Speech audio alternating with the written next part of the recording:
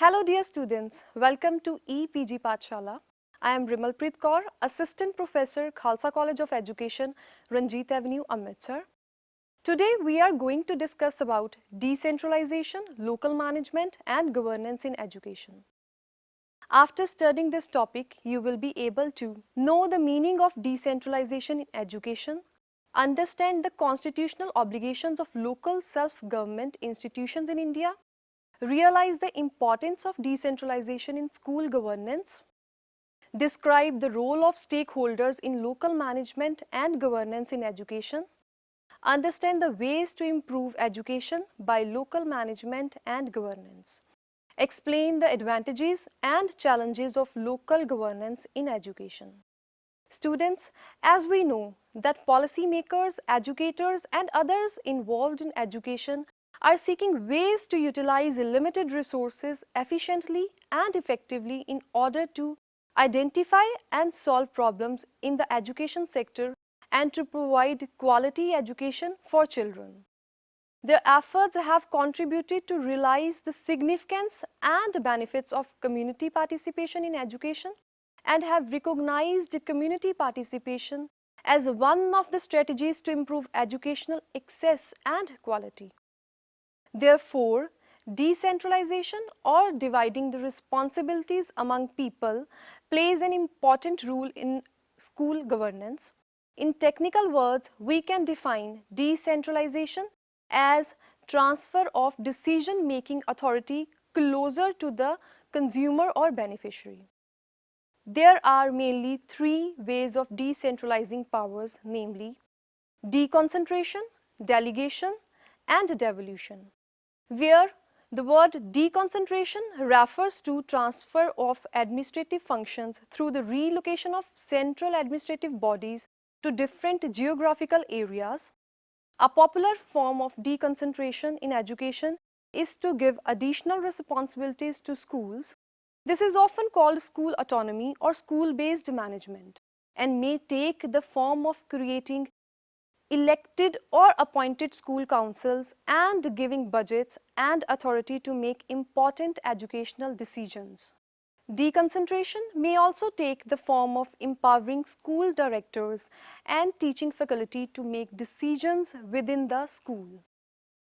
The word delegation is the transfer of managerial and regulatory functions to other bodies and agencies which may be local, regional, or national, such as quasi-autonomous non-governmental organizations. And the third is devolution. That is the transfer of powers, rights, assets and local resources to a local government, communities or lower central government. Most often, education responsibilities are transferred to general purpose governments at the regional or local levels.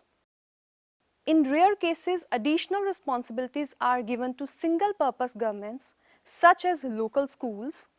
When education responsibilities are transferred to general-purpose governments, the elected governing bodies of those governments must make decisions about how much to spend on education versus other local services. Decentralization moves decision-making body closer to the people and may give them greater say in school decisions as well as greater ability to hold the service providers accountable. Whether it leads to improved education is more debatable. In principles, schools are empowered to determine their own priorities and to develop their own school reforms to improve teaching and learning. But in practice, factors like weak management capacity, insufficient funding, ill-trained teachers and weak system support make it difficult to realize the positive potential of decentralization. The empirical research evidence on education, decentralization is mixed, but frequently shows that increasing parental participation in school governance, giving teachers the right to select their own textbooks and granting school directors the authority to recruit teachers contribute positively to quality education. Our constitution also spotted this concept and made many constitutional obligations for local self-government institutions in India. In order to impart certainty, continuity and strength to the education, Decentralized education system have been introduced through the 73rd and 74th Amendments in 1993. These amendments of the Constitution of India provided for empowerment of panchayats and nagarpalikas. The 11th schedule of Constitution deals with the evolution of functions to different tiers of panchayats in respect to 29 subjects including education in primary and secondary schools.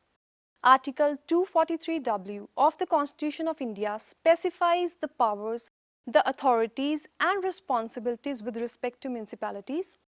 Before moving forward, let's understand what is the importance of decentralization in school governance through discussing its various objectives.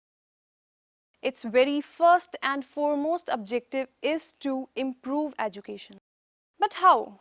Let me tell you, we can improve education by increasing the amount of inputs to schooling, increasing the relevance of programs, improving the quality of inputs to schooling, increasing the innovativeness of the programs, increasing the range of options available to students, reducing inequalities in access to quality education, increasing learning outcomes. Next objective is to improve the operation of education system by increasing the efficiency in allocation of resources, increasing efficiency in utilization of resources, increasing the match of programs to employers' requirements, increasing the use of information about issues, problems or innovations. Next important objective is to change the sources and amount of funds available for education by increasing the overall amount of money spent on education, shifting the sources of funding from one social group to another. Another objective is to give benefit to the local government by increasing revenues for education available to local government, increasing the capacity of local governments, improving the responsiveness of central government to local government requirements, redistributing political powers and weakening factors at the center in favor of those outside the center. Still another is to give benefit to the central government by relieving the central government of external political problems, relieving the central government of internal bureaucratic headaches, relieving the central government of financial burdens, increasing the political legitimacy of central government, reducing corruption at the national level.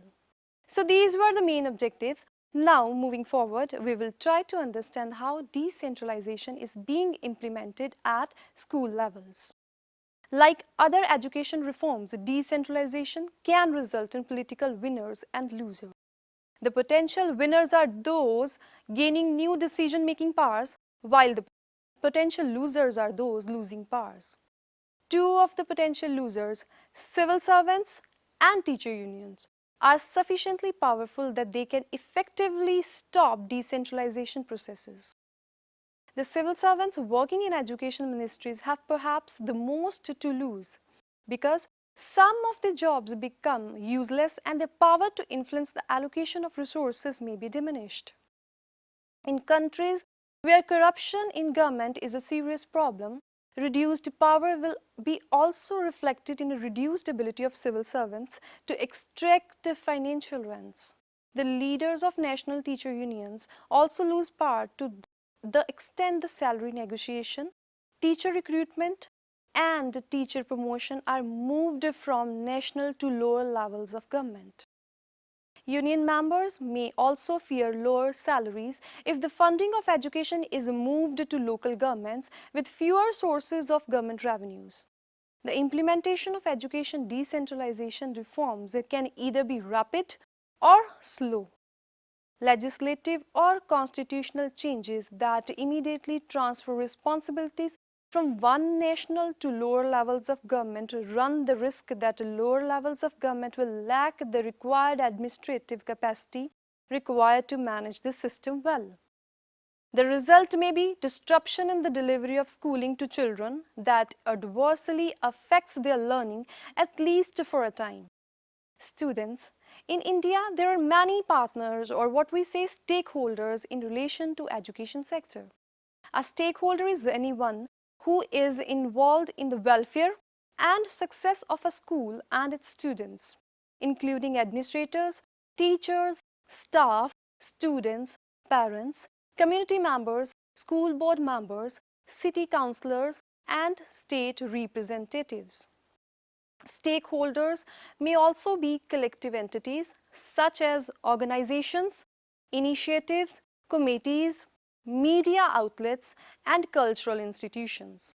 They have a stake in the school and its students, which means they have personal, professional, civic, financial interest or concern in the school. The involvement of the broader community of the school can improve communication and public understanding and allows for the incorporation of the perspectives, experiences, and expertise of participating community members to improve reform proposals, strategies, or processes. Parents, family, and community involvement can have a different meaning for different people. These stakeholders are involved in different tasks like parenting, communicating, volunteering, learning, decision making, collaborating with community, etc. In parenting, they help families by providing them with parenting skills and family support, make them understand the phases of child development, its complexities, and the ways to cope with it. It also helps schools understand backgrounds and cultures of families and their goals for children. Secondly, they create reliable communication channels between schools and home to communicate with the families about school programs and students' progress. They also enable educators to work with volunteers who support students and the school. They involve families as volunteers and as audiences at the school. Stakeholders help in learning as they encourage the involvement of families in their child's academic learning at home through curriculum-related activities such as including homework and goal setting. They make families participants in school decisions, governance, and advocacy activities. Last but not the least, they collaborate with the community, coordinate resources and services for families, students, and the school with community groups such as business, cultural and civic organization, colleges or universities, etc. After knowing the role of stakeholders in school education, let us know their role in local management and governance in education. The goal of any kind of activity that attempts to involve community and parents in education is to improve the educational delivery so that more children learn better and are well prepared for the changing world.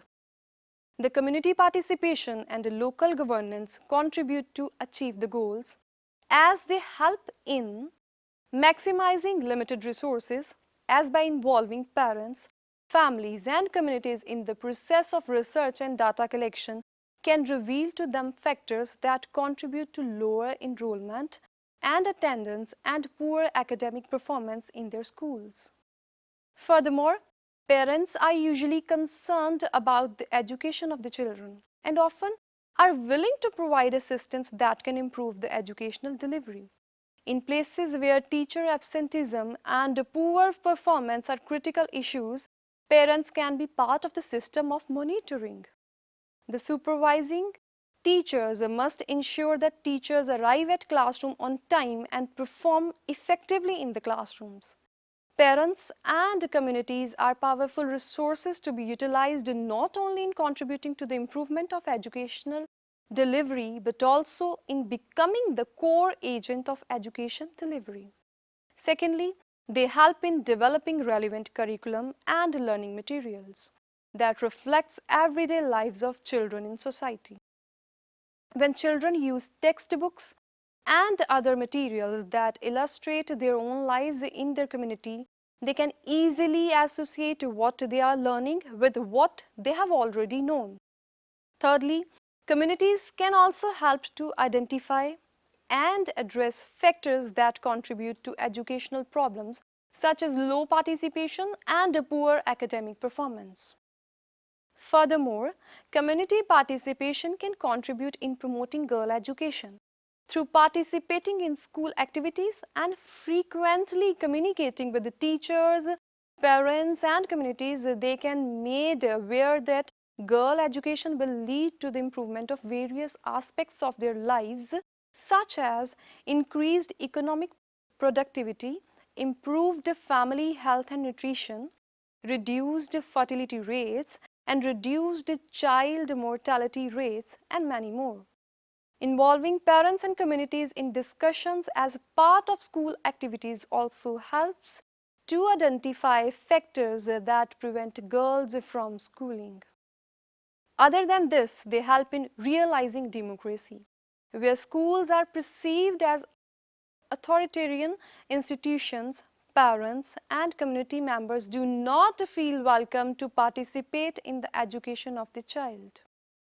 They are not capable of taking any responsibility in school issues and tend to feel that education is something that should be taken care of by educational professionals. Many people, especially minority groups, develop this kind of negative attitude towards schools because they are not treated by teachers with respect. Involving communities in schools is a way of reaching democracy through identifying and addressing inequalities embedded in institutions and societies as whole. Another role of community and local governance is to ensure sustainability. One of the major factors to ensure sustainability of programs is the availability of funds, whether from governments, private institutions, or donor organizations. In this regard, community participation in education cannot ensure the sustainability of schools by itself, since communities oftentimes have to rely on external funding to keep the program sustained. However, involving community is a way to ensure that the benefits brought by the development program will be maintained after the external interventions are stopped. Now, come to the role of local bodies in educational financing. Local bodies like municipalities, boards, district bodies, Jila Parishads and Panchayats run schools in their respective areas. They appoint staff, provide equipments, financing to these schools through local taxes and grants from the state government. These institutions are directly under the control of local bodies. For meeting the expenditure, the school committees should receive, number one, a certain proportion of the income of the local village and panchayat. Secondly, a grant in aid fixed on the basis of equalization. State grants to local bodies on account of primary education should be based on a combination of the proportional grants, a special grant for backward areas, and specific purpose grants. It would be in the interest of education to make it obligatory on municipalities to earmark a specified proportion of their net revenue for primary education. All funds thus earmarked for primary education should be entitled to receive grant in aid according to rules. Assess on land revenue should be universally levied in all areas, and the legislation on the subject should provide for the minimum and the maximum rates of such levy. In the village panchayats, as in the municipalities, a portion of the total revenue should be earmarked for the primary education. Now the question arises, what are the various ways through which local management and governance can contribute towards the education system or help in improving quality of education?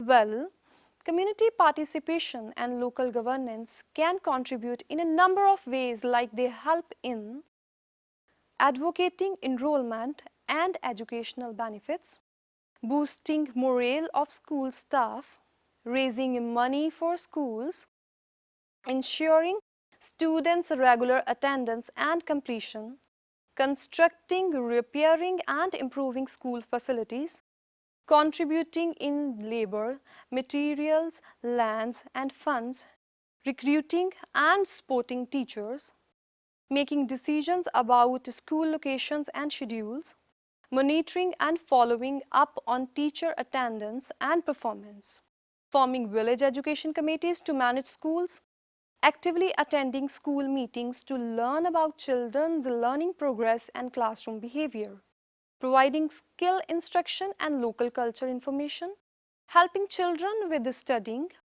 garnering more resources and solving problems through the education bureaucracy, advocating and promoting girl education, scheduling school calendars, handling the budget to operate schools, identifying factors contributing to educational problems, providing security for teachers by preparing adequate housing for them, preparing children ready for schooling by providing them with adequate nutrition and stimuli for their cognitive development. Now let us discuss the main advantages of local governance in education. Number 1. The local self-government solves the problems of rural people at the grassroots level. This strengthens democracy. The typical needs of a particular village are well attended by this system of government. The state government remains so much busy with the multifarious functions that it seldom gets time to attend to the basic problems of different rural areas. The local government reduces the burden of responsibility of the state government to the large extent.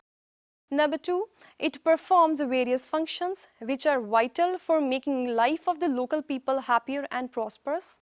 The various needs of the rural areas such as construction and maintenance of roads, availability of water, construction of schools, education facilities, improving in agriculture, etc. are taken care of the local self-government. Moreover, it encourages local leadership. The problem of particular rural area can be best attended by the members of the panchayats. The state or national government cannot do so because of so many reasons. Therefore, the problems of local people are solved by local leaders through the institution of local self-government. The real improvement in the social and economic conditions of people can happen only through the intentional participation in the developmental plans and programs. Local governance acts as a training ground for citizenship. The local people are motivated to confront and solve their problems of their own. They become less dependent upon other external agencies. It creates confidence among the local leaders at the grassroots level. These leaders put their best foot forward. Many local leaders advances their career to become state level and national level politicians. Other than this, it helps in new experiments. New infrastructural and developmental projects can be first implemented at local level to gauge its impact on the system. Successful projects can later be introduced in other areas of local governments. The next is challenges faced by local government. The system of local self-government is not completely without any defect or drawback. There are many challenges in front of local self-government, like regionalism. Sometimes it is criticized on the ground that it incites regionalism. The local leaders get so much entangled in the solution of their own problem that they hardly able to see things beyond their nose and join the national mainstream. Secondly, some critics remark that the leaders at the local level fail to appreciate the state or national problems in their real perspective because of the very difference in the nature and scope. Then there is local elitism, which is a major problem. Sometimes resources for development can be captured by local elites and used primarily for their own benefits rather than of intended beneficiaries. Next is decreasing interest of community members. It is also a big threat in the way of decentralization. Individual or community management of education has been a cultural phenomena in India from ancient period to present time, but it is reversing when it is formally assigned to the community. Next challenge is illiteracy and low educational level.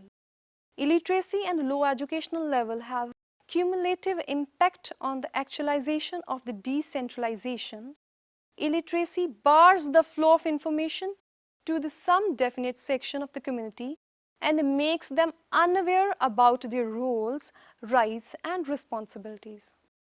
Another is lack of interest on the part of political leaders and bureaucrats. These groups are never try seriously to include all sections of the society in the management of the education.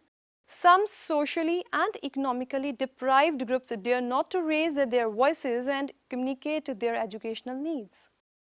Last but not the least, there is dearth of human resources fit for the work, which is also a major problem.